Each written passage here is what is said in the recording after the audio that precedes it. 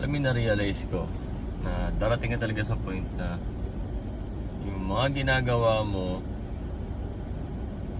there's a possibility na ayaw mo na nun, pero kailangan mong gawin.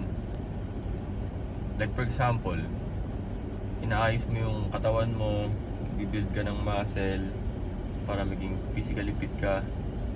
Hindi ka naman araw-araw motivated na gawin yun eh. Kasi nakakatamad talaga yun eh. Diba? Kasi ang sakit sa katawan, pero kailangan mo labanan. Kailangan mo mag-isip para sa company kung paano pa siya mag-elevate. Endless thinking yun. Umaga, gabi, bago matulog, habang natutulog. Hindi mo na nga alam kung tulog ka pa ba eh, kasi isip ka ng isip para sa company. Kasi maraming nakasalalay sa'yo, maraming umaasa sa'yo.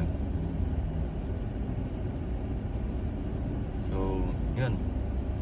Ang sagot lang is huwag yung susuko. Bawal ang quitters dito eh. So, maging top. Let's go.